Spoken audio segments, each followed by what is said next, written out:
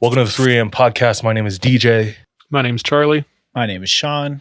Telling scary stories every week to you, or as much as possible. Ain't been that consistent recently, but y'all know why. So thanks for tuning in while we're here. Today we got a long time homie. We're coming up on episode 150, and only now this homie comes in. We known this kid for 10 years. This dude was in the trenches with us in the Philippines. Me, Jordan, and Sean. He's a real OG and a OG supporter of the podcast. Welcome to the studio, Nolan Azars with the lazy eye. Everybody, give it up. Yeah. Woo. Good to see you, dude. Who knows? Yeah, bro. That's the problem. Yeah. One eye on the all eyes on you. Yeah. All eyes on everyone. Yeah. All eye on you. Yeah. My boy's sitting sideways all the time. Yeah, he's always watching. Yeah. He's also God from is watching, and maybe Nolan. Who knows? Yeah. He's also from Central Cali, so he's with it. You know, the crew. He's like honorary member, pretty much. So it was 3 a.m. So Nolan, are you from Sanger? You know it. Born and raised, baby. Sanger banger. I was in Sanger like a week ago. Oh dang. Why? Year. Why would you? Why ever? Why, bro? What the? Dude, why were you born there, bro? My dad has a cabin. We couldn't afford anything else. You ever go up to Shaver Lake? Oh, bro, all the time, yeah. I was at a cabin up in Shaver, and when we come down and I go back home, I have to go through Sanger, and I thought of you. Yes. Oh, bro, it's bleak, bro. It makes Visalia look nice. Yeah, dude, no doubt. Like, not even gonna try to argue it. Like, I remember one time when I was working down like over at Marley's at the Harley shop there. I told somebody, he's like, "Oh, where are you from?" I was like, "California." He's like, "Oh, what? What part?" I was like, "Fresno." He's like, "No, don't say that." He's like, "Say you're from like Yosemite. Say something way cooler, dude." He's like, "Never tell anybody ever again." And I was like, "All right, cool." Whenever I'm asked to describe Fresno, I say, "Have you ever seen The Walking Dead?" It's like that, but worse. Yeah, don't open, dead inside. Yeah. Wait, when you tell running more dead, bro. Yeah. When you tell people, when you meet other people from California, but they're from like Southern California or Northern, and you tell them you're from Central, what's like how is it received? I don't know. They always just kind of trash on it a little bit, but I always try to spice it up. I never say like I always just say like Fresno area, and then I'll always say Clovis, strictly because I feel like more people respect Clovis a little, just a tittle bit. Why? What's about Clovis? Street cred or something? That's where the rich whites live. Oh, yes. So no street cred. Yeah. And then I try to not let them see my lazy eye. And they like, "You've been drinking that damn hampered water, boy." I'm like, no, not me. Yeah. So Charles, you were in California for Thanksgiving? No, because my boss might listen to this. Oh, okay. Shit. Nolan, where were you for Thanksgiving? I went to Reno. Oh, does it get better? Bro, it doesn't. That's like number 2 most depressing city in the world. That's Nevada's Fresno, dog. Yeah. Yeah. So I felt right at home. Yeah. I was like, "Oh, what is this place?" Like, oh damn. Yeah, is that my uncle? Number 1 most depressing is Las Vegas. Yeah, dude. Even with all the lights and everything, like I walk on the sidewalk and it's like all I see is like a half smoked cigarette and like a crab leg next to each other, and then like a cart for like some titty bar, and it's like, what is this place, bro? You had me at titty bar. Okay, and then me and Sean were here in Utah for Thanksgiving. So yes, sir. But hope everybody. DJ's Thanksgiving big in Hawaii. Y'all love that shit. There's the holiday La Ku'oko'a, which is basically Hawaii's Independence Day. It's like the day after Thanksgiving, I think. Is that when we freed you? No. So the independent from what? The independent. Well, here, you already know the spoiler alert. You know, it's so it's a made up holiday. No, it was real, but it just didn't last long. You know, it wasn't a holiday that tradition that lasts very long. So Hawaiians still celebrate it. as the years go on, you know how people are like, Thanksgiving is a colonizer holiday. So Hawaiians are becoming, I think, more like that generally. Same with like July 4th. Nobody in Hawaii, like growing up, we never really celebrated July 4th. So sorry. I know we got some passionate lovers of the US of A in here, and that's okay. And that's okay. You know what? We're all here. That's the best part. You know what is going on currently right now that I think just brings everyone together? Team USA for World Cup. Literally, everyone is arguing the day before it starts. England. I know. And then everyone's like, Revolutionary War winners? Yeah. Bow down to your true king, George Washington. I know, for real. It's crazy y'all got clapped at your own sport. That's crazy. I have a fun fact about Nolan. Yo. He looks white, but he's Filipino. What? True. What? True. Oh, surprise. Hidden. Diamond in the rough. Yeah. Just like a Real Southeast rough, Asian though. hiding. Yeah. Coming out the ground, dude. I'm just Yeah. kidding. Do you want to talk about your background a little bit? Like what was like growing up culturally? Anything crazy you saw in Sanger? No, I don't know. For me, it was normal. Just like high school was like pretty, like just growing up, like Sanger is like very heavily like Hispanic. So Mhm. I grew up, and then there would be times too, because my last name is Azares or like Azares, that people would see that and they're like, oh, like you're Hispanic. And like there'd be times I'd be like, yeah, like no See? doubt, I'm with you. And they're like, yeah, we knew it. And I was like, yeah, we did. But Sabe, dude. yeah. Sabe way. Yeah, I was like, give me those flaming hot Cheetos. It is 7:30 a.m., boy. Yeah. Bro, what a terrible way to start. Dude, I blame that for half of my struggle in high school. Like we would wake up, it's 2 red chili burritos, red hot Cheetos with sriracha in them. And that's like 7 a.m. in the morning. Yeah, Rightfully so. that and like a Red Bull, and it's like, no wonder I got tummy issues now. Like, Yeah, dude. I struggling. yeah. And now you're a nurse, bro. Yeah, straight up. Like, arbiter of like, will. like one of the most Filipino I was things gonna I can say, do. dude, you have Make it you like have, you have fulfilled the measure of your creation as a nurse, bro. Because how many did you know from a young age? Was it just inside you? Like, I have to be a nurse or? No, like I didn't know till I started getting like older and like kind of dabbling into family history. I was like, oh, this is something I have to do now, you know? Like the mission really helped. It was like either that or like hotel hospitality type stuff. And so You could have done either one. Yeah. Yeah. but nobody does that here in the States, bro. So it was strictly nurse. I'm trying to get that shmoney, boy. There you go. Let's move on to the story portion. Let's go. We're doing another deep dive, and this time we have Sean taking the reins. And me and Charles got a little bit to help him out, but Shawnee, what you got for us? Our theme starts off with, have you guys heard of or do you know anything about the Circleville letters? Does that ring a bell? I can honestly say no, it does not. None. I could tell you None. nothing about it. Nay, Lord. Yeah, me too. Okay. There were letters in Circleville. I heard about this and then started doing the research, and it gets wilder and wilder the deeper I go. So we're going back to 1976, Circleville, Ohio. Why is Ohio such a big meme That's right what now? I was just going to say. Like, what is going on in Ohio? Where did that start? Because you see in all the comments and all the memes, it's like normal person in Ohio, average person in Ohio. You know? Okay, we'll see. I guess the story will tell us. Yeah, the story will tell us. I lived in Ohio for about 5 years, and definitely sus. There's sus energy in Ohio. That's what I would say. Interesting. So, 1976, Circleville, Ohio, in a town where some would call it probably quaint. Some people would call it boring. They're known for their pumpkin festival that's held every year, where people come from around the U.S. to go to this pumpkin festival in Circleville, Ohio.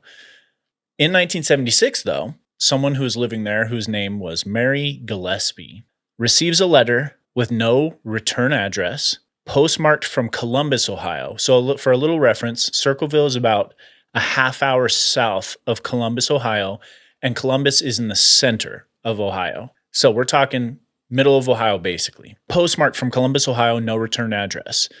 And the letter states that Mary, I know you're having an affair with the superintendent of the school, and I know where you live. I know you have children. End. Dramas. Dude, the tea, bro. She's like, I don't know what's going on. Decides to ignore it. She doesn't do anything about it. Shortly after, she receives another letter saying, you still haven't done anything. If you don't do something, I will. She's still like, I don't know. Like maybe if I ignore it, it will just go away. Like what I do with all of my problems. Shortly after, we're talking maybe a week later, Mary's husband, Ron, receives a letter that's addressed to him. He's also aware of the letters that she got. He's not aware of the letters she got yet. She's hiding it because she's having an affair, supposedly. Supposedly. Okay. Allegedly, she's having an affair. Ron receives this letter that's postmarked to him. Same, it's no return address, postmarked from Columbus, Ohio. And I'm just going to blanket all of the letters received are from Columbus, Ohio, postmarked from with no return address. So I don't have to keep saying that. But the letter is addressed to him and it says, your wife is having an affair with the superintendent of the school. Do something about it. Make her admit it, or your life is in danger. Dude, what a tattletale, bro. So we're up in the ante here. It's going from we're just trying to make you tell the truth to now your life is going to be in danger. Dude, innocent bystander too. It's like Why are you your killing wife's me, getting dog? and you're gonna get So Ron obviously goes to his wife, Mary. He's like, yo, what's up? What's going on? She denies the affair, but admits she got the letters and didn't know what to do. Now, they are scared. They're kind of concerned about these letters. They aren't too scared to go to the police yet. However, they decide to bring in some of their friends. They're being like, hey, we don't know what's going on. What should we do? So they bring in Ron's sister and her husband, whose name is Paul. And they're like, hey, what do we do? In this conversation, Mary comes out and she's like, I think I may know who these letters are coming from. She thinks that it's someone who works with her. And side note, Mary's job is she's a bus driver for the school. So that's also where the connection with the superintendent comes in. But this guy who works with her asked her out at some point, even though she's married and has kids, and she turned him down. And she thinks that now he's obsessed with her and trying to create this drama in her life. So they decide we're going to send some letters to him and tell him to stop. So they do. And the letters stop for a short bit. 1977, the letters pick back up again. And they threaten to start posting things around town via billboards, signs, to get the truth out.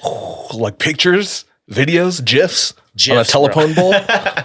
So they're basically just going to tell everybody. And one night in 1977, Mary's husband, Ron, is at home watching the kids. He receives a phone call. Now, the kids don't recall what was said, but they recalled their dad, Ron, going from completely normal and calm to enraged, yelling at whoever was on the phone, hangs up, tells the kids, I am going to get the person who is blackmailing us, grabs his gun, goes to the car and drives away. Oh. Okay, wait. So at this point, Business, bro. we don't know if the allegations are true. We don't know if the allegations are true. Mary's denied it. Superintendent, I don't know if he's aware of it at this point, but if he is, it's also been denied because the allegations are only alleged at this point. So Ron gets this call from nobody knows who it was. All the kids know is he becomes enraged, says, I'm going to go and get the person who's blackmailing us, grabs his gun and drives off. An hour later, Ron is found dead. Get got, boy. Talk shit. Get it. Bro, he failed. He failed. Wasted. He was found dead in his car, crashed into a tree, and upon investigation, he had fired one shot from his gun, but there was no evidence at who or where, but he was dead. And initially, the police suspected foul play, but then the sheriff pronounced it an accident and said Ron's blood alcohol levels were 1.5 times the legal limits. Here's the thing. His family's super confused because Ron didn't drink. I knew you were going to say that. Now, maybe he got a little sip before he was going to go and like Murder somebody. He also doesn't murder people. He doesn't murder people normally either. Just a bunch of new highs or lows for this homie. So there's a little bit of confusion amongst the people who knew Ron, saying, well, Ron doesn't drink. And they were super confused at like what was going on in the first place. It's all pronounced an accident. Shortly after this occurs, hundreds of letters start going out to everybody in the town, alleging that the sheriff is covering something up. So now the sheriff is involved in this. Now the sheriff is involved. All of the letters, or not all of the letters, but a majority of these letters are like alleging the sheriff is covering something up in regards to Ron's death. And in addition to that, the letters are alleging that Mary is having an affair with the superintendent of the school. So trying to get the truth out. Now, everyone was also confused now once they like kind of get the backstory on this because it seemed that the letter writer's intentions were to go after Mary and Ron's family first. And then when Ron passes away, they start going after the sheriff defending Ron. And everyone's like, okay, what's going on? I'm so confused as to why people are involved that aren't part of the affair. I'm sure we'll find out, but like, okay, here I'm just gonna come out and tell you here. If you want answers, No. you're not going to get them. Oh, plot twist. This guy's good. This guy's good. Okay, so What do all you these mean? letters are going out, blanketing everyone in the town and in the surrounding areas in central Ohio, saying the sheriff is covering things up, Mary's having an affair, and we're going to start posting things about them on signs and billboards around town. This happened for a while, and at this point, Mary and the superintendent say that they are sleeping together. And they both maintain that they did not start seeing each other until after Ron had died. Cap. I think so too, dude. Hell no. But that is very convenient for her. It is very convenient. Because it's like if That's your piss on husband, your grave if your activity, husband bro. just died, dude, your first instinct is, I want some dick, you know? Ron is gone. Hey, Ron's slowly getting lowered in the casket. In the eyesight, they lock eyes, and it's like we're gonna bone. That's not the reaction. That's Now, not the move. Mary thought that in admitting this, that things would stop, but it actually made it worse. Now the person is posting these signs and billboards around town that are getting worse and worse, including her children, saying that the superintendent is having affairs with kids in affairs. That's not even what you would call that. They're just being a pedo with kids in the town, and they're getting more and more aggressive and more vulgar information being shared that is alleged at this point. First of all, no one knows who it is. Second of all, no one knows how they know all of this. If it's true, it's alleged, but like Mary and the superintendent came out that they were suing each other, so there had to have been some sort of truth behind it. Now, specifically, whoever the letter writer was would post these signs along Mary's bus route. And one day, Mary has gone from this being victimized person to angry. She's just upset that all of this stuff is being said about her and her family. She stops by one of the most vulgar signs she's seen to go and take it out of the ground. She like takes it out, throws it to the side, and notices a box attached to the sign. So she picks it up, heads home. She opens the box and finds a pistol that's jerry-rigged with twine that had she been in a certain position while tearing down the sign, it would have gone off and killed her. Bro, somebody in chat said, I don't know why, but this story is giving me Saw vibes. And that's exactly one of the traps in Saw. Like they have to reach and grab the key from the shotgun. Mary, Oh, dude, do maybe you they wanna play kind a of game? like designed it after this. This How would have long been ago? in When right. did this This happen? was in this specific when she found the sign with the box was in 1983. Oh, yeah. So it started in 77. This is in 83. Man, they just keep getting her. Ruthless.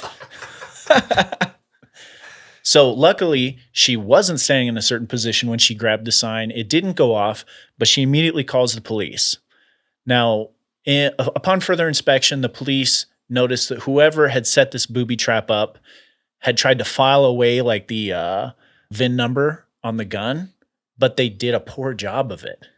And so they're able to lift the VIN number off of the gun. And the gun belongs to Ron's sister's now ex-husband, Paul. Paul Freshour. This is the most convoluted web. I need something to like. Yeah, you need like I a, need like to draw a this chart, on a dude. whiteboard. Okay, so Ron's sister married to Paul. He was one of the original people they brought in to be like, what do we do about these letters? This gun is registered to Paul. They're able to put a serial number, I guess is what they would call it on the gun. So brother-in-law is calling out his, I guess, sister-in-law, tells the husband, do something about it or I'm going to off you. Well, we don't know. We don't know The if it's gun him. The gun just belongs to him. Oh, okay. We don't know it's him. So the police go to Paul and ask him if that was his gun, and totally cooperative. Paul was like, yes, that's my gun. It's been missing now for a while. I didn't know what had happened to it, but I had nothing to do with the booby trap after they tell him about that. He's like, I had nothing to do with it. In fact, rewind a little bit.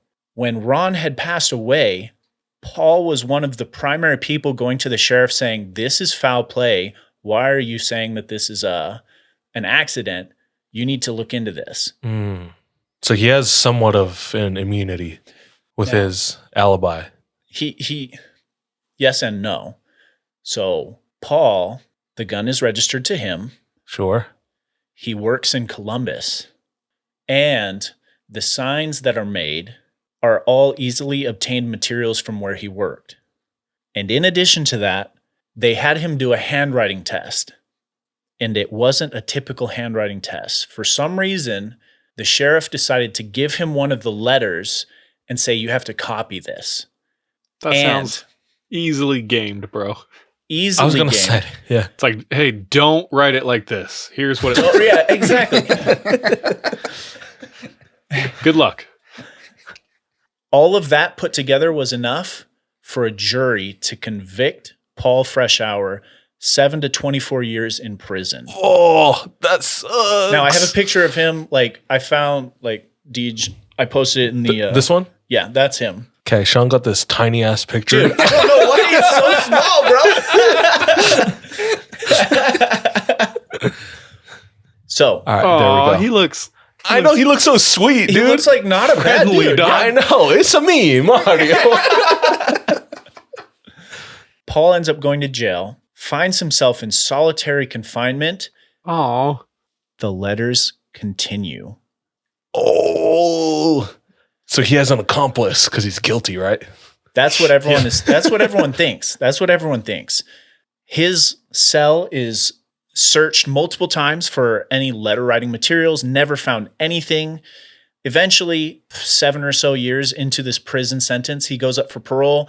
The letters are still happening, and so they deny him parole, saying somehow you're still doing this. Bro, infuriating. Would be so infuriating. After he is refused parole, Paul himself receives a letter in jail. And He wrote it to himself. the letter said, we are going to be keeping you in jail as long as we can.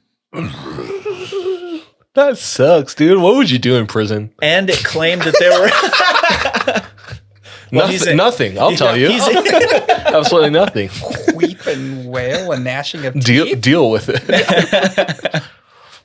In this letter as well, it claimed there are more booby traps that people are going to find and be killed from. Bro, I don't think I've heard about this. Like booby trapping the city for Booby trapping a city. dude, that's crazy. So Bus driver and superintendent. Dude, Never that's heard of wild. that. Dude, not equal. That's I know. not equal reaction. What the heck? This is Macaulay Culkin, dude. Yeah, grown up. Yeah. Terrorist. Gone wrong. after Paul receives this letter, the letters stop. 3 years later, he is finally paroled. And until his death in 2012, he maintained that he was innocent. Oh, that's so sad. I'm so sad for him. Honestly, it's super sad. It's super sad. With all of that being said, this story was picked up by Unsolved Mysteries. Ooh. And they're like, oh shoot, we got to dig into this. Shortly after they start doing their research, they receive a letter. And I have that up for you as well. It's probably super tiny, but it's that one right there. This is the letter that Unsolved Mysteries received from the letter writer. Forget Circleville, Ohio. Do nothing to hurt Sheriff Radcliffe. If you come to Ohio, you El Sickos will pay. The Circleville writer. So all of a sudden, first of all, cultural appropriation with the Spanish right there. in Ohio, Bro, can I just say Also, who the writes centering everything would right? make me want to kill myself? Yeah. Also, who writes in right angles? Apparently, Paul, that freaking dude, he's like, yeah, I can We're write dealing that. with a sadist, a true sadist. He's like, Check that's this out. easy. Just don't write in squares. Yeah, for real. I don't know how he failed that writing test. Yeah, I know. Just had a T square next to him, just freaking. Is that What the do you say? Stussy S right there? It looks like. Super S over here. Yeah, the whole. Every like, kid in the United States was doing that at that time. So that's how they caught Paul up, dude. He hit him with the S. Yeah, they found his notebook with all those S's. like, damn it, This Paul, sicko. it was you, El Sicko. Yeah. Bro, Bart Simpson wrote this. That's what it sounds like. Anyways, once And what's Unsolved it Mysteries. on? What is that? Dude, I don't know. Some sort of like parchment paper or something. But No, hate it's it. like a craft card. Like the corners are cut all nice. yeah, they're like, hey, let's make it look fancy, but not center it. Unsolved Mysteries receives this and they're like, now we have to go check it out. Dude, Unsolved Mysteries They did Received a whole it? episode on this. Yeah. received this Yeah, card. that went to Unsolved. This is from the That's episode like- they aired. That's like us getting a letter from like the Zodiac Killer, dude. Bro, that would be nuts. That would be so insane. What a merging of worlds. It was a true crime, and then they involved a true crime podcast to get involved. to get their word out. Okay, so now Unsolved Mysteries keeps doing their deep dive, and they come across evidence that was never presented in court. There had been another witness, another bus driver who was on Mary's route, who usually was in front of her, so she was a little bit ahead of her to pick up other people, and she had seen someone at the sign with the gun that did not match the description of Paul Freshour. In fact, Where the hell was she? Paul just sat in jail? no, she told the sheriff. Mm. She told the sheriff, and she told Unsolved Mysteries that I said I'm available for interviews to give what I saw and was not presented in court. Why? Who throttled that? The sheriff, dog. Maybe.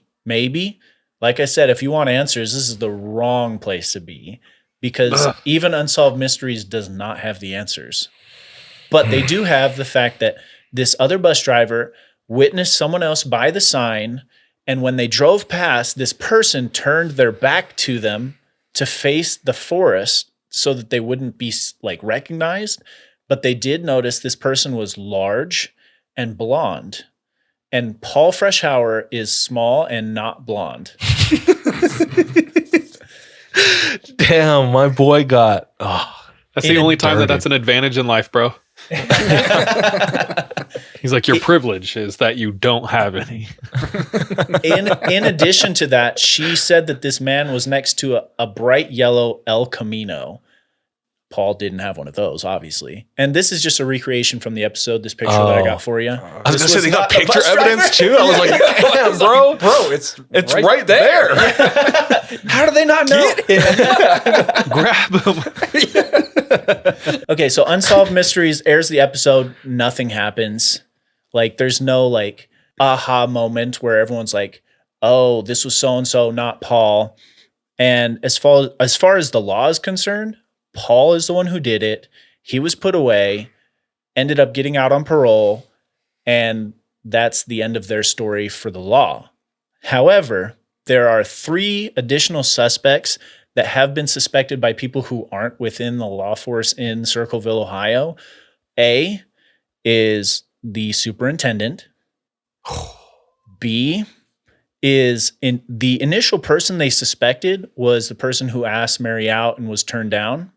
And C, damn, bro, Ron's sister, Paul's ex-wife. The reason she is a suspect is because shortly after the Circleville letter, Ohio, like all of that started happening, Paul and Ron's sister ended up splitting up. She left Paul, but Paul got custody. He basically got everything out of the divorce. She ended up going and dating a man who fit the actual description of who the person driving the bus saw by the sign. And one of his relatives owned a yellow El Camino. But none of that was presented in court. So, Sick. Yeah. So that might line up in like the physical descriptors, but what would be his MO for the cheater, like the superintendent and the wife? Now, this is speculation. Or his motive? Yeah. This is speculation here because we don't actually know this.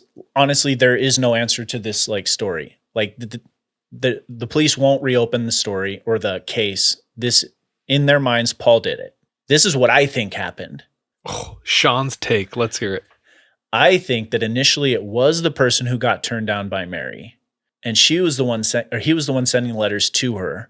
And then when Ron and Mary brought in Paul and his ex-wife into that conversation, and they decided to send letters to that guy, it stopped and then started back up, and it was from Ron's sister because she ended up losing everything when she split up with Paul, and she was trying to like put something on Paul. That's my personal opinion. I don't know that as fact. Y'all ever get friend zoned and just want to go on a killing spree? Yeah. You know, You want to jigsaw the city? It's like, I'm living in hell, so now all of us are living in hell. That shit is crazy, bro. Learn how to deal with your problems better. Damn it. Dude, someone was hella bored.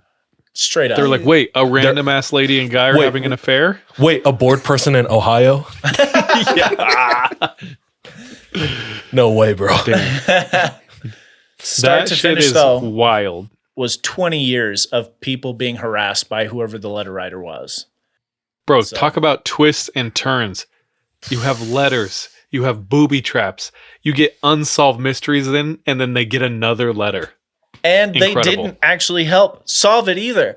It's like, Well, I mean, it is an unsolved I mean, mystery, yeah, but a yeah. lot of times Yeah, I find out the answer at the end of the episode. They It's like, held the namesake of their show. It's like that's another y'all show. said- That's solved that's why- mystery. damn it.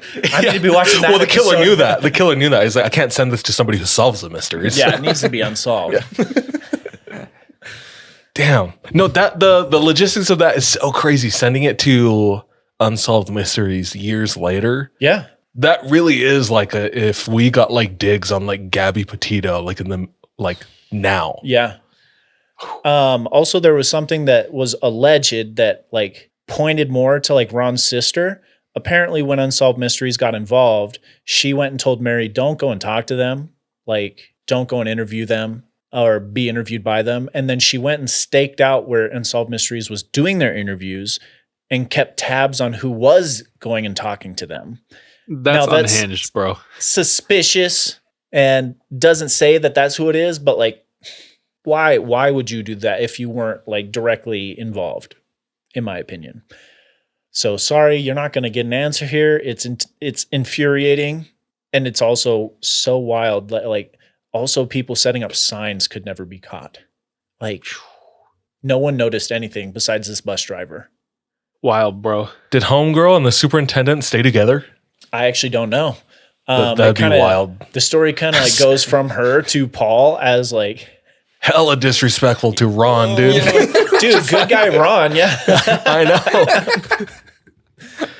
Oh, That Sheriff Dookie though. Dude, yeah, for real. Yeah.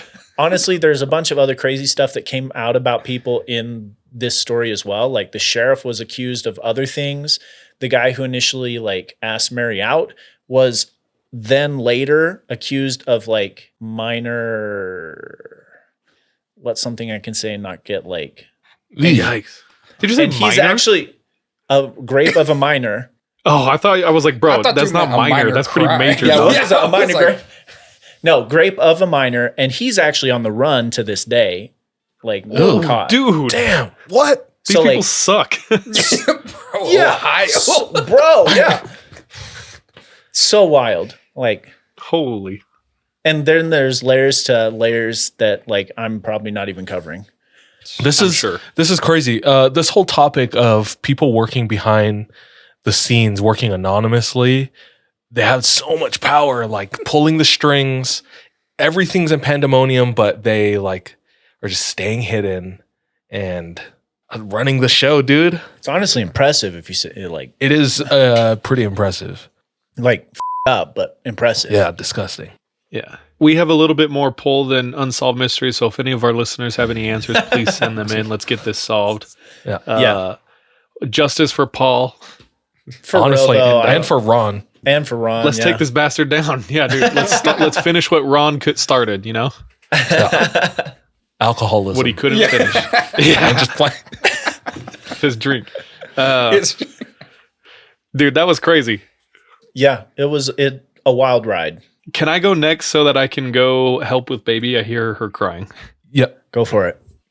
Okay. We're continuing on the same Kind of like theme. similar line. Yeah. Yeah, and with the similar lines, have you guys been watching the World Cup? I've watched a handful. I actually have watched a bunch of games. Did y'all see Japan's big win, dude? No. I made it a Dude, point they- not to watch them. Still salty, I see. No, Japan beat Spain. Yeah, December 7th is right around the corner, dog. I'm feeling it. Salty like the water your ancestors drunk when we flew over. What's it called? You watch your So mouth. Japan- I'm going there in 2 months, dude. So Japan won, beat Spain, upset Germany. It was big, but did you see like the news about the Japanese fans and how they like treated the stadium and stuff? Oh, yeah. That was Just really cleaned it heartwarming, up. dude. Y'all be polite all the time. Yeah, it's great. It's crazy Hella how far respectful. that goes, dude. It's just like, oh, like they're nice, and it's like makes worldwide head news that they were nice and polite. Yeah. You know what I'm saying? Also, kind of like- sad that them being nice is what makes world news because people aren't nice nowadays. It's like, Yeah. Like Brittany sent me a ton of links on it, and it was like TikToks of them like cleaning up trash, and they like folded all the clothes, and they like did origami cranes and left it, and like a thank you note and stuff like that. And I was like, so does this make up for World War II? Like, are we even? Dumb, dude. I wasn't gonna. That's not my whole point. My point is with Japan and like it being the most Japanese, like they acted so Japanese. Do you know what I mean? Sean assigned me a story tonight that kind of exemplifies that. It's the most Japanese crime story I've ever heard in my life, and we'll jump into it right now. But first, DJ, what if I told you? Do you know Pockies? You know what those are? oh, Yeah, the little breadsticks, skinny breadsticks dipped in chocolate. How would you feel if I told you the next pack of Pockies might be your last? Meaning you'll die. bro, I legit had like 3 boxes today. No way. Are you being serious? Damn, I'm bro. dead serious. Like they had them at work, and I was just like, Crazy, bro. Why not? This I'd be story freaking is dead, dude. This story is not only the most Japanese like true crime story. It's just it's a a whiplash of events. So let's jump into it. I've teased it enough. All right. If you want to hear the rest of that story and all the other bonus stories we have, go ahead and head over to patreon.com/the3am pod. Become a patron, support the podcast, and get access to all of our bonus content. Thanks. Let's get back to it. I love that the who are the people? The bad guys. I love the bad guys had mad personality. Oh yeah. You know? Like really put their foot in there and like establish themselves. This is who I am. Good branding, dude. I know. Oh yeah. Well, my story has some decent personality as well.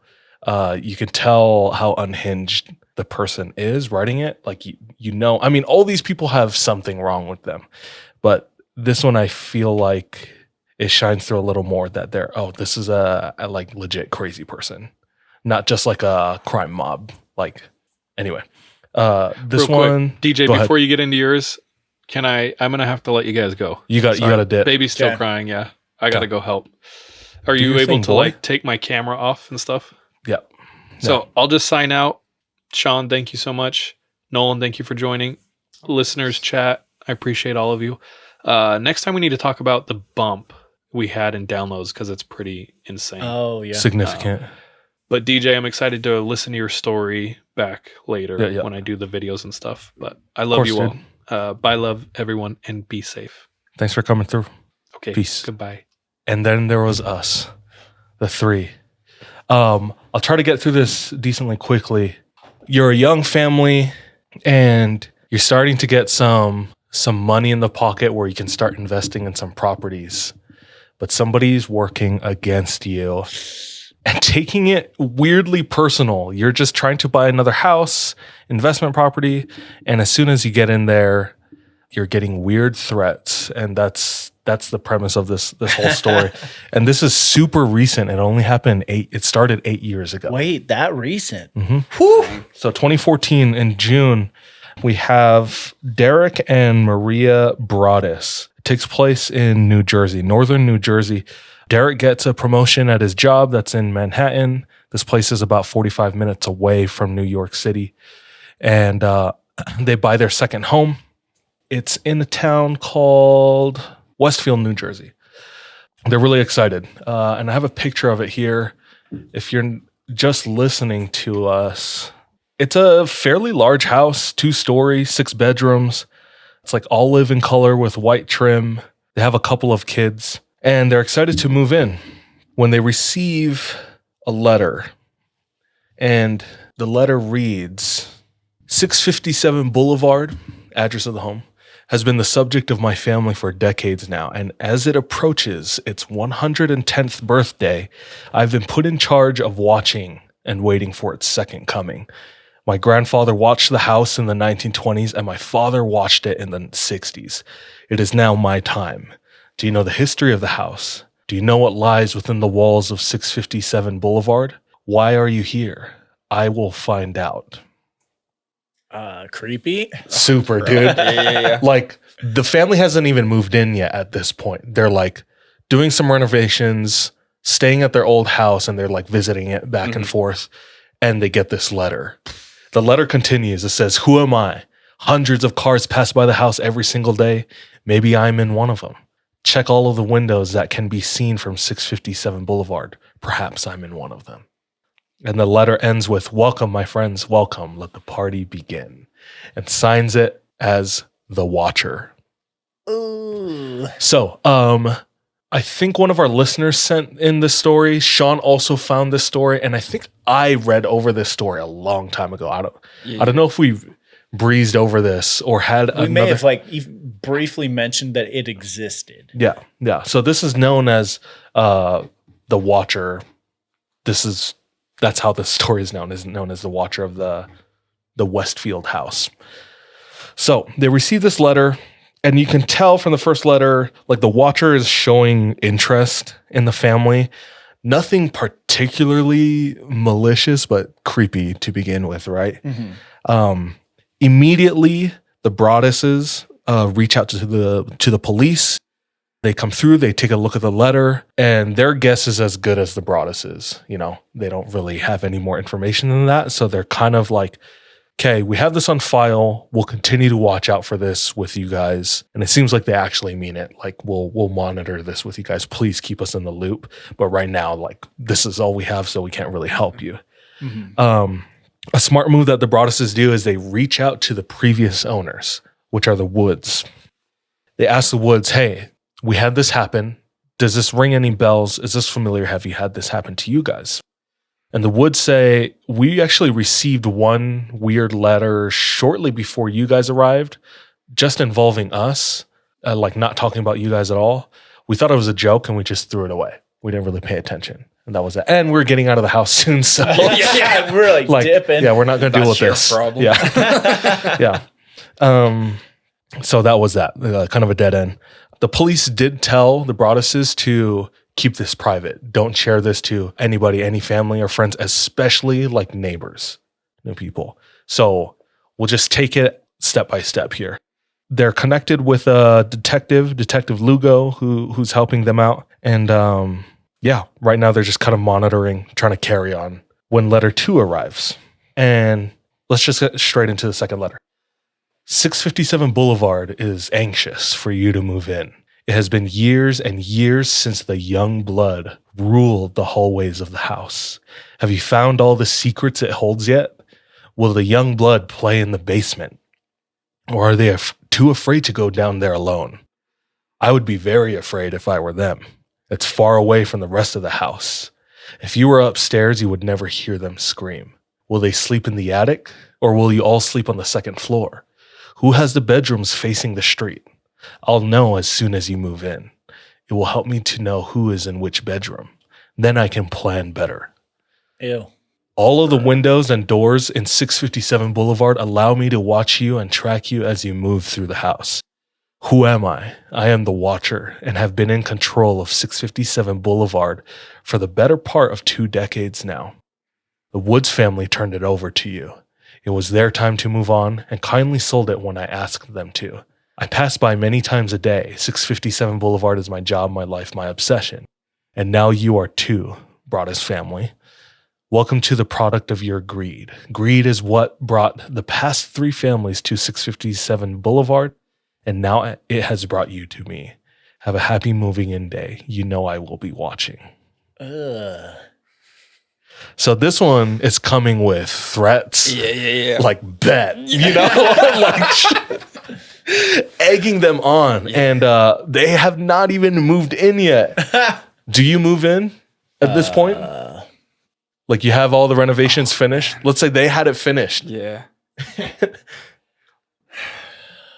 You have to. You have to? You have your other house. This is your second house. Oh, this is the second house. Yeah. Airbnb it. Airbnb it? This That's is pretty 2014. good. That's actually a pretty good idea. I didn't think about that. That is. I like that. KKK. I don't know. I'd say like maybe move in. Yeah. But like try it out. Get your feet wet. See? Just dip. Dude. Yeah. Are these empty threats? Or are you actually? See how you deep won't. The rabbit hole. You won't. Oh, you gonna throw you me? won't. I'll threaten you. Like, what you gonna do about it? Bro, I don't think that was their attitude, but they definitely moved in. They move in, and shortly after, they're invited to a neighborhood barbecue. So immediately, they're like, "Dude, this barbecue, we gotta like keep an eye out. We gotta keep an eye out, see what we're working with, because it sounds like this person is local. You know, Yeah, they have an attachment to the house." Mm-hmm. They said, maybe I'm one of your neighbors, you know, watching from the windows. If you look outside your window, I could be any one of the houses or cars passing by, you know? So this is like their first introduction to what the local has to offer, you know, as far as the people occupying it. They go and they meet some people. They hit it off pretty quickly with the Schmidt family. They live 2 houses down. They seem pretty trustworthy. Same age. And they said pretty quickly, we felt like they weren't suspect. That was our judgment. The Broaddus is speaking. So they're starting to talk, and they're like, "Tell us about the people here," you know. And they're a little awkward at the party because of the letters They're like, we don't know who to suspect. They say like Yeah. we catch ourselves like staring at people there, like trying to like profile everybody, like trying to match them up with the letters. Is this the person who penned the letter as the watcher? You know. The Schmidt says, somebody who's been here forever are the Langfords, and they live right in between us, so right next door. The Langfords have been here since like the 60s. Mrs. Langford, who owns the house, is still around. She's in her 90s. Her kids are in their 60s, and her grandson is about our age. The Broadduses are like 40, just newly 40. Oh, okay. And he kind of helps out the most around the house just because he's the youngest. But they've been here in the neighborhood the longest. So because of that, the Broadduses pay particular attention to them, the Langfords, next door neighbors, based off of their longevity. The timing of letter 1 is very interesting. I guess I should say the barbecue, that was it. They didn't notice anything else. Yeah, that was all they could reap from there. The timing of letter 1, the Woods had moved out of their house and put it on the market. Mail was coming, and the Woods weren't checking it at that point because they were already out. Yeah. The letter, looking at like the post date, came the day before it went on sale. So it's like before they even like bought it, because it's before it was even on sale. So weirdly, like the watcher Knew who was going to buy it, and knew like it was going on sale the next day. So they were like connected, like got the information early on, right? Yeah. So that was something to note. Just like the watcher is like steps ahead of everyone here, weirdly. So yeah, the watcher makes a note in that second letter as well. I only read you part of it, but makes a note about the easel outside of the house. And they're like, oh, that child's easel, which one of your children is the artist? You know? I bring up the easel because that's an important note in the future. Okay. Letter 3 comes in. At this point, I think the Broadduses have moved in. Letter 3 starts, 657 Boulevard is turning on me. It is coming after me. I don't understand why. What spell did you cast on it? It used to be my friend, and now it is my enemy. I'm in charge of 657 Boulevard. It is not in charge of me. I will fend off its bad things and wait for it to become good again. It will not punish me. I will rise again. I will be patient and wait for this to pass and for you to bring the young blood back to me. 657 Boulevard needs young blood. It needs you. Come back. Let the young blood play again like I once did. Let the young blood sleep in 657 Boulevard. Stop changing it and let it alone. Okay. So sorry. like that. Let me backtrack. They did move in. Okay. But by the time letter 3 came, they were super uncomfortable with staying there. So they got the kids out, and they were only there periodically. Okay, So yeah. this third letter was like, no, I want you guys in there. I want your Yeah. kids, the young blood, to be there. No, that's worse, Yeah. dude. Yeah. Super, super creepy. Obviously, goes without saying. Yeah. The history of the house, 110 years old. It was built in 1905. It was purchased in 1990 by the Woods, the previous owners, and then it came up for sale in 2014 when the Broadduses bought it. The Woods got multiple offers above their asking price. Wow. And we're getting into like other potential suspects. And the Broadduses are working with Detective Lugo, and they're thinking it could possibly be one of the potential buyers. Maybe they were upset that they didn't get it, or something like that. So they start looking into who the other buyers were, and they're reaching dead ends. After this third letter, this time, like, he's showing like emotion, like more emotion, negative emotion, like he's upset with them and letting them know. And it's freaking them out more, and they start getting more serious. So they install security cameras. They hire private investigators, one of them being a former FBI agent.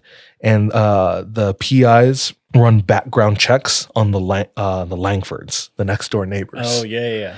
Runs background checks on them and a few other neighbors. And they don't come back with anything except for 2. One, there's a couple sex offenders in the neighborhood that the Broadduses are now aware of. Doesn't seem very relevant, but good to know nonetheless. Yeah. And 2, when the PIs were investigating neighbors, they noticed for quite some time that one house that was close. I don't know how close in proximity, but close to the Broaddus' house had like lawn chairs set up pointing directly at the Broaddus' house. And the chairs were left there for a while, like long enough for them to notice. So they never saw any of those neighbors sitting in there, but that was just something that they noticed. So they got the PIs. The Broaddus' hired a lawyer to help them to, I don't know, build a case, but against who? Yeah. Because they have a bunch of dead ends right now. They try to get fingerprints from the letters. Nothing. The husband puts out an ad for a security guard. Somebody preferably with military experience, and he's also shopping for like German shepherds. So he's like building like a fort, He's and going full all in. it sucks because they Just say digging a moat around. the drawbridge. A bunch of crocodiles out there. The watcher just has like a grand to knock down the door, dude. You just hear like a freaking horn just boom. Yeah.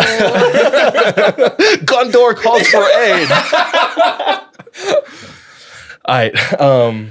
It's sad because it's really affecting them and their personal life. Wife is going to the doctor and she's diagnosed with PTSD from this whole situation. Husband's like losing sleep and like prescribed medicine to help him to sleep. And then let alone the safety of their kids. Like when they moved in for the short while that they were there, like they had to keep their kids on a tight leash. They would play in the backyard, but they had a decently big yard and they were like far in the back, and she'd be like, no, you have to like be close to the house, playing Mother Goose heavy with them until they got out. But all of this like basically built like an illusion to them. This is them saying that this was at letter 3, we realized like, or we felt that this was no longer a home, but like a prison. Yikes. They've already sunk their teeth into this home. They're paying the mortgage. They're paying for renovations because they want to flip it. And we'll get back to that. Actually, speaking of flipping it, I think they did all the renovations. And 6 months after they bought it, they put the house back on the market. Right. To try and get out. Unfortunately, at that point, rumors had spread enough that people who were looking into it were hearing about what was going on and were showing no interest.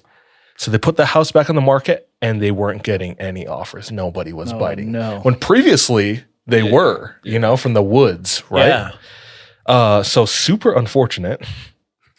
They're paying for this house. They're not able to flip it and get them the like return on their investment, and they can't even live in it if they wanted to. Yeah. They did, with their lawyer, try to start a non-disclosure lawsuit with the Woods, the previous owners. For not saying anything? Exactly. And because it's like if something significant, such as like a murder happened in the home, you have to disclose that. Wait, for real? To the buyers, yes. I think within a certain amount of time. Yeah. And they were hoping that these letters fit under that clause, I guess. Yeah. It didn't. It didn't. And after that, they go viral. Like I said, this was only 8 years. All of this happened between the years 2014 to 2017. Yeah. So they go viral, and the local media picks this up. Every day, vans, news, the media's outside their house, anchormen, anchor ladies outside doing interviews, not with them, but just like, this is the house on 657 Boulevard of Westfield, and they have a watcher. The mayor even gets involved for some reason. The mayor's getting like backlash. At this point, people are taking sides. People believe the Broadduses and are like, we have to do something about this. People are saying, no, the Broadduses are making this up. Incredibly stressful for the Broadduses. And we haven't even visited the possibility of them making this up. But for me, I'm reading this and I'm like, why would they do this to themselves? Yeah. Obviously, we don't have the full context, and maybe there's something in the missing context that could be beneficial to them if they were to do this themselves. But with the pieces we have, I don't think they would do this to themselves. Doesn't make sense. Yeah, exactly. Yeah. But there are people who think that they're fibbing. So. Bro, also, like, who gets a mayor involved in this stuff? Like in this day and age, bro. That is Call the so mayor. stupid. Yeah. What's a mayor do? Yeah, I know. Mayors do zero. Zero. The only thing I've ever seen a mayor do is in Jaws when he's like, "No, open the beaches." And then look what happened, bro. Like nothing happens with the mayor. So I don't know why people are like, Didn't Jaws happen on the East Coast? yeah, man. I feel like the Same mayor's mayor, like, dude. Probably. Dude, he's just wrecking havoc. They test the envelopes for DNA, which I guess is different from the fingerprints. Yeah. They find something small. They find that the DNA is feminine, which I just assumed it was masculine. They just assumed it's gender. Yeah, yeah, dude. Yeah. Guilty. Yeah. The DNA is feminine. At this point, they're still like trying to, like, they just got out of this lawsuit with the Langfords, the next door neighbors. Abby Langford is like, so I mentioned the grandson who's about their age, who's kind of like caretaker. They interview him twice. He's a little sus, but there's no hard evidence. Yeah. So he's not out of the question, but he's not He's just a for sure. He's kind of creepy sus. and sus. Yeah. Abby Langford, I think, is a sister. They hire their own lawyer and they're like pushing back. They're like saying they're innocent and they're saying, you guys are harassing our family. I know this is tough for you guys, but like, I don't know what else to say. It's not us, you know? Yeah. Stop trying to like bring us into it. Abby Langford is like the most outspoken about this. And when they get the DNA evidence that it's feminine, one of the PIs get like a security guard at her work to like steal her water bottle so they can run DNA on her water bottle. Sadly, it does not match up. Sadly for them, because they can't find it. Lucky for her. How do you feel like threat wise? Like if you found out, like say you're that family, you think it's a dude the whole time, and then you just find out that like it's a chick. I mean, honestly, props to the chick. Like, Yeah. Like, I don't know if I'm like a little more scared for the kids, you know, because she keeps talking about like that, like, oh, we need that young blood in the house, and I'm just like, dang, bro, like you don't have your own kids, like, yeah, go do your thing. Yeah, a little infertile over there. Yeah. Like, It's chill. I mean, alone. it's like Charlie's story when they got the message and it was a kid. Yeah. Oh, yeah. In the voicemail or answering whatever it was. Yeah. So super disarming. Like it is, but it's also like creepy in its own little way. Yes. Yeah. Come to find out, so they had been in the house for like over a year at this point. Nothing is going their way. Oh, no. The third letter, it had been like 6 months, I think, at least, since that happened. And nothing else has happened except that they can't sell the house.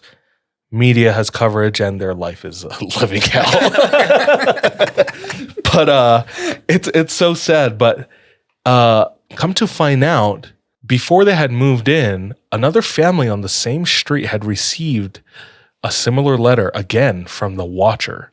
And they received a letter, and similarly to the Woods, they thought it was a joke and they just threw it away and didn't pay any attention to it. But they found out because one of the kids who were older, I think they were a teenager in high school, they posted about it on Facebook, and the investigators picked it up. And they saw, okay, the watcher isn't partial to the Broadduses, it looks like. Like they've made some of these threats to other people, the previous homeowners, and not just that house. It was interesting. It happened to another house on the same street. But that was it as well. Like all of these things start to like pick up traction, and then they find out it's like a dead end because nothing else comes of that. After that happened, the PIs staked out the street in their car one night, and they notice this car pull up with a girl inside. Oh. And she's parked there for an abnormally long time. She gets out, goes into a house. She comes back after a couple of hours, and they follow her. She lives in a nearby town. Knock on her door, and they start asking her questions. This is what they find out. This girl is visiting her boyfriend. And the weird thing is, the boyfriend, I don't know how they found this out. There's like a gap in this part of the story, but this boyfriend is a gamer, and he's playing a game called The Watcher. What? They ask, I think the girlfriend tells tells them this. So they try to have the boyfriend come in for questioning. I don't think that's enough evidence to like put out on a warrant, for rescue. Yeah, because it's circumstantial. So they can only ask him to come in to interview him. And both dates that they set up with him, he doesn't show to any of them. Oh, dude, the old switcheroo. Yeah, dude, bamboozled. So again, another dead end. I think it was Detective Lugo or one of the private, like the ones who took lead on this whole case, ends up retiring.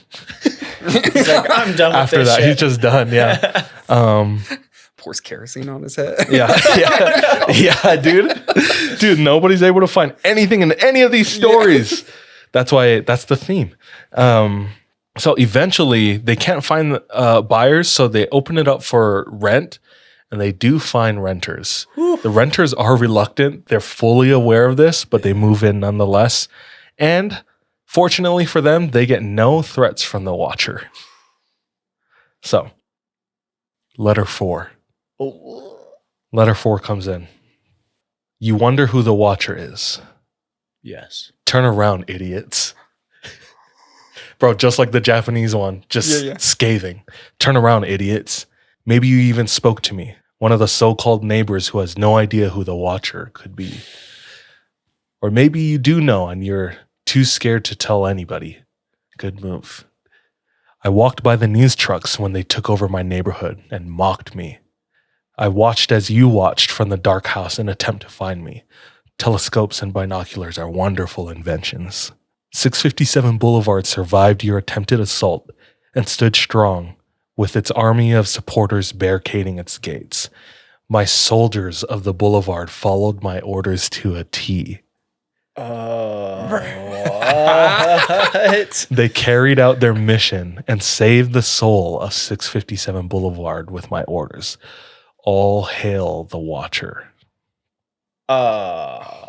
Don't like that. It doesn't finish there. Like, he got them out. He has a bone to pick, or they have a bone to pick with the Broadduses specifically. Oh, really? Because they didn't threaten the renters. And the end of that letter alludes to revenge in some form. And the Watcher says, maybe it'll be a car accident. Maybe a fire. Maybe something as simple as a mild illness that never seems to go away, but makes you feel sick day after day after day after day after day. Just predicting COVID. Yeah, dude. Maybe the mysterious death of a pet. Loved ones suddenly die. Planes and cars and bicycles crash. Bones break. That letter was in 2017, and there have been no letters since then. Yikes. The Broadduses never returned to that house, and in 2019, sold it to the Carr family. The Carrs were fully aware of the situation and took the house for $959,000. How much? $959,000. The original price that the Broadduses paid was $1.3 million. What the? And that was before all the renovations they put into it.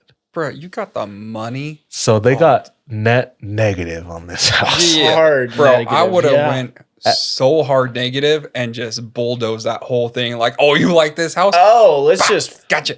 They tried to, because they had a hard time selling it in the beginning, they tried to appeal to the HOA to knock the house down and then build 2 smaller properties on the house.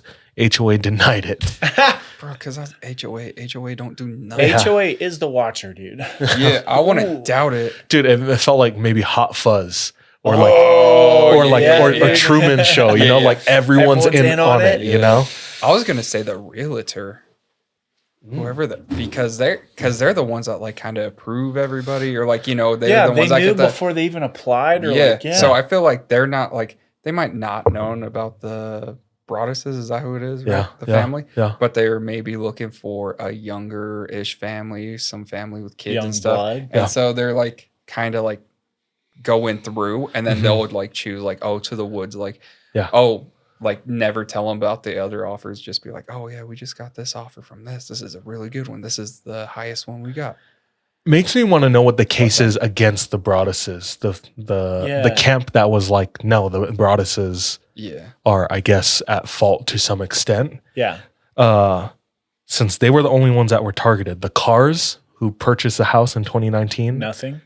they never received any letters. So it's not a watcher of the house almost. It's a watcher of the Broadduses. I guess. I mean, the watcher says But it was their family's job to watch the house.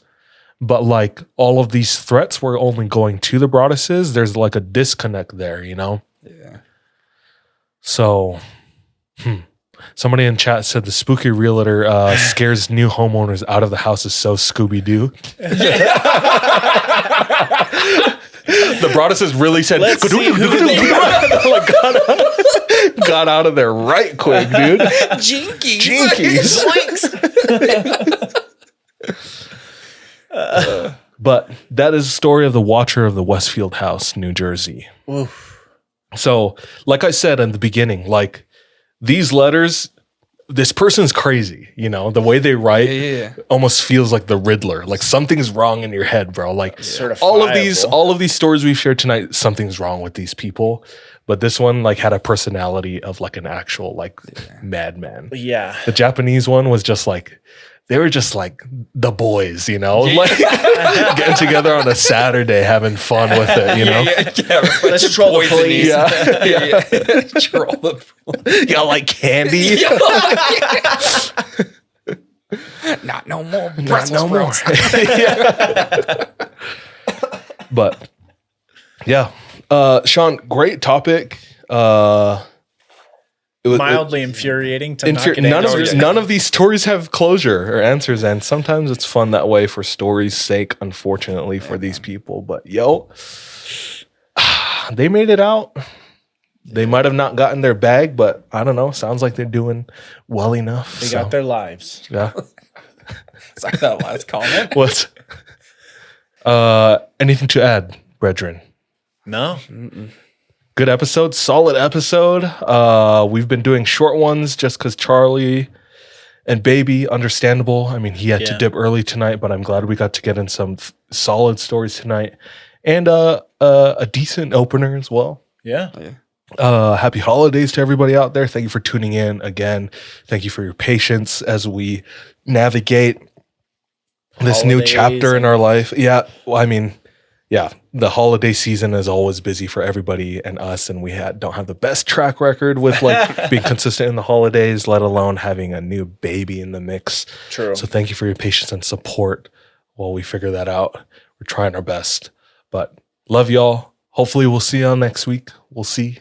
Don't want to make any promises, but we'll try. Until next time, trust your gut, watch your back. Be careful out there. And what you got, boy? I don't know, bro. Tell him, soldier boy. Yeah. I don't know, bro. Thanks for having me. I finally made it. We made it, mama.